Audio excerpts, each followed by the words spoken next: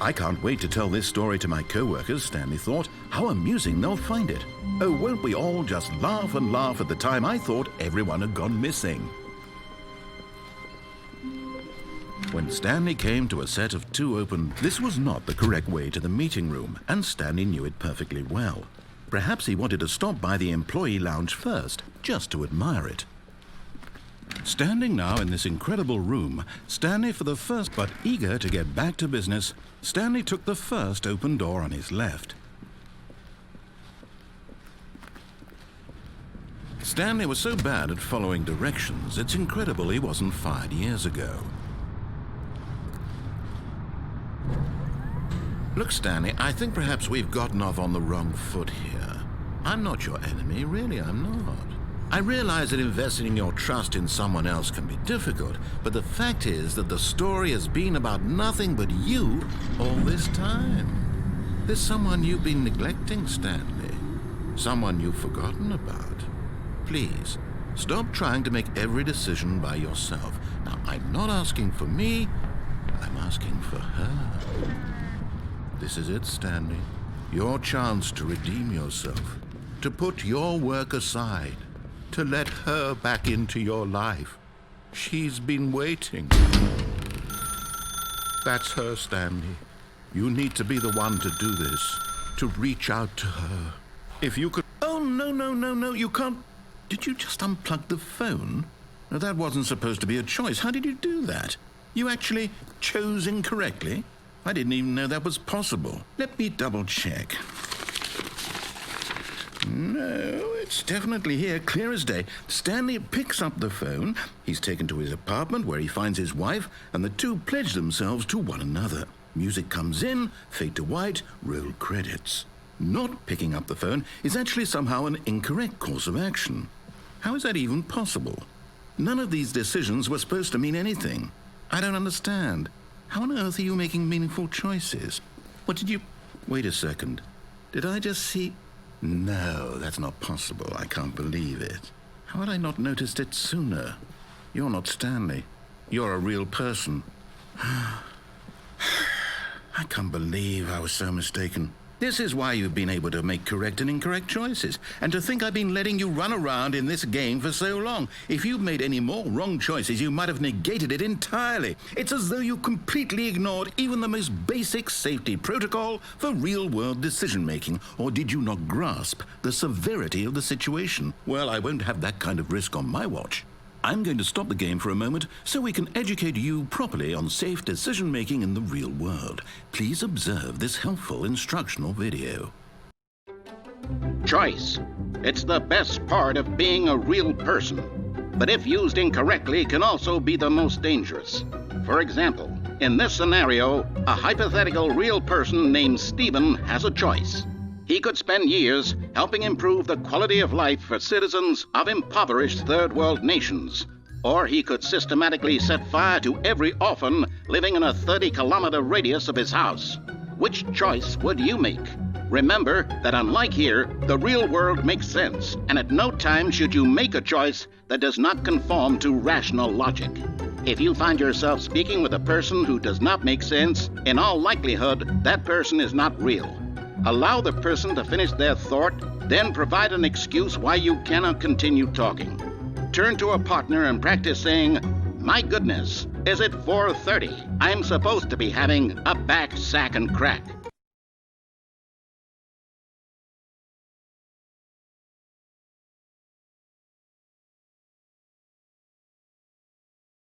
Excellent. Making choices on a regular basis is the best part to a healthy decision-making process. Most medical professionals recommend making at least 8 choices per day. Do you make more than 8? Less? And finally, if you begin to wonder if your choices are actually meaningful and whether you'll ever make a significant contribution to the world, just remember that in the vast infiniteness of space, your thoughts and problems are materially insignificant, and the feeling should subside. At this time, your instructor will guide you in an exercise to test and reinforce the material covered in this video. Welcome back. You may have noticed that this room has begun to deteriorate as a result of narrative contradiction. But not to worry. Now that you're properly informed on good decision-making, we're going to revisit a choice you made just a few minutes ago and see what the correct thing to do would have been. This way, please.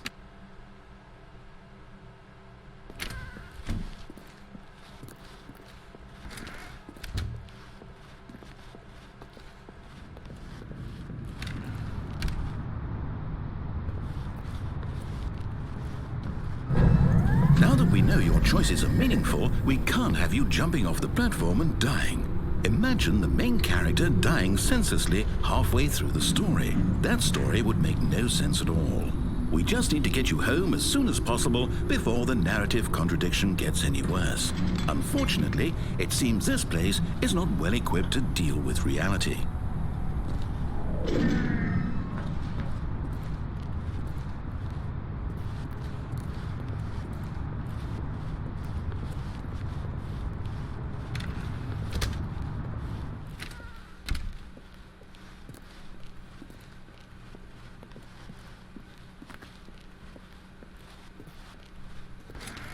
Almost there. You'll take the door on the left, back to the correct ending, the story will have resolution once again, and you'll be home free in the real world.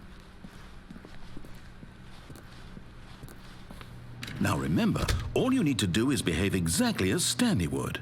That means choosing responsibly and always putting the story first. I'm quite sure you'll be up to the task. Just follow my lead and you'll be fine. All right. When Stanley came to a set of 2 open doors, he entered the door on his left. No! Why did you do that? Quickly, hurry back in the other direction. Perhaps we're not too late.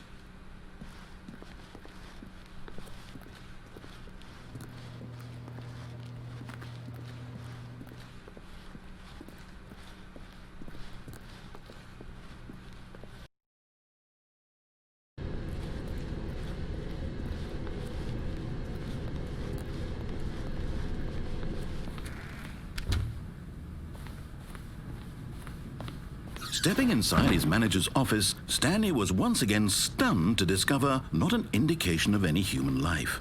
Shocked, unraveled, Stanley wondered in disbelief who orchestrated this, until he saw the door with a voice receiver next to it. Surely behind this door lay all the answers to his questions. And beyond all probability, he knew the passcode. He had seen it on his boss's computer just last week. Nightshark 115. Was this the code to open the door? Would it still work? There was only one way to find out. Stanley had been trained never to speak up, but now he would draw from within himself the courage to face the unknown. He drew a sharp breath and then spoke the code.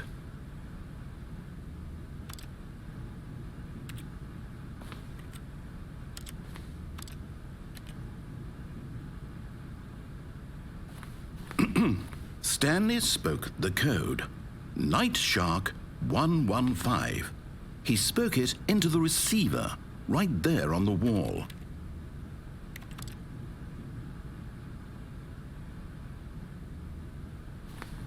I'm sorry, is there a problem? You didn't mishear me, did you? Please speak the code into the receiver. Otherwise we can't get on with the story. This is a crucial step.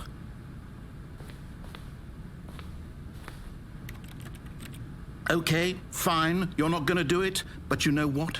It's pretty humiliating to bring you this far, only for you to suddenly decide you have better things to do. I asked you for this one single thing, for your respect. The kind of respect Stanley shows for his choices. He knows what it means to take a story seriously. If you didn't want to see what I had to show you, then why did you come here? You had a choice, you know. You could have gone through the door on the right. You could have done whatever the hell you wanted over there. Why did you come this way? Speak. Say something to me. Explain yourself, you coward. Behave exactly as Stanley would. That means choosing responsibly and always putting the story first. I'm quite sure you'll be up to the task. Just follow my lead and you'll be fine. All right. When Stanley came to a set of 2 open doors, he entered the door on his left.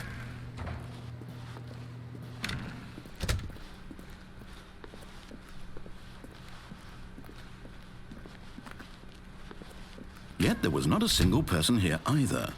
Feeling a wave of disbelief, behave exactly as Stanley would. That means choosing responsibly and always putting the story first. I'm quite sure you'll be up to the task. Just follow my lead and you'll be fine. All right. When Stanley came to a set of 2 open doors, he entered the door on his left.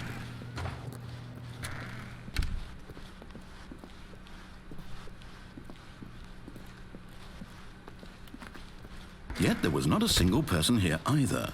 Feeling a wave of disbelief, behave exactly as Stanley would. That means choosing responsibly and always putting the story first. I'm quite sure you'll be up to the task. Just follow my lead and you'll be fine. All right. When Stanley came to a set of 2 open doors, he entered the door on his left. No! Why did you do that? Quickly, hurry back in the other direction. Perhaps we're not too late.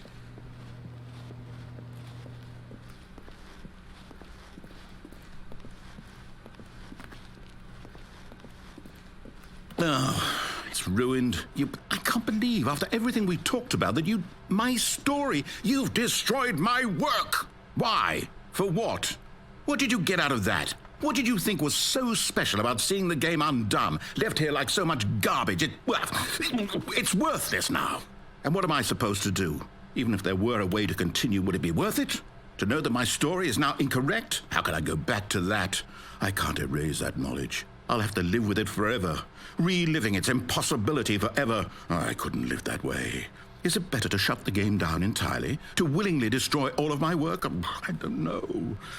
What's the answer? What do I do? What do I do? What do I... No, I have to. I have to shut the game down. I have to. I have to.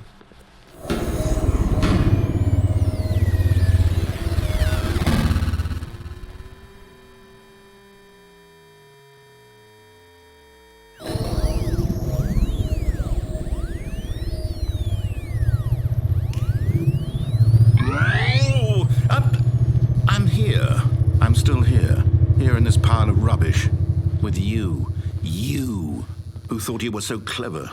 Now look where we are. My entire game is destroyed. It was the only thing in the world that was mine, and you've run it into the ground. What, did you think that would be funny? You just had to see? Didn't I impress upon you how important it was to be like Stanley? He actually knows how to do what I tell him to. He understands that if I say to do something, there's a damn good reason for it. That thought hadn't even occurred to you, had it? That there's a world outside of you? You're a child. Oh, my story.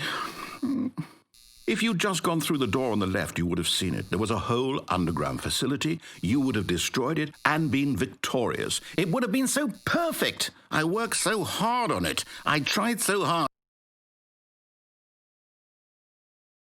When Stanley came to a set of 2 open doors, he entered the door on his left. Stanley? Hello? Is everything okay? Stanley, please. I need you to make a choice. I need you to walk through the door. Are you listening to me? Can you hear me? Is everything all right? Stanley, this is important. The story needs you. It needs you to make a decision. It cannot exist without you. Do you understand me? Whatever choice you make is just fine. They're both correct. You cannot be wrong here. We can work together. I'll accept whatever you do. I simply need you to take that step forward, please. Choose. Do something. Anything. This is more important than you can ever know. I need this. The story needs it. So, you hear me?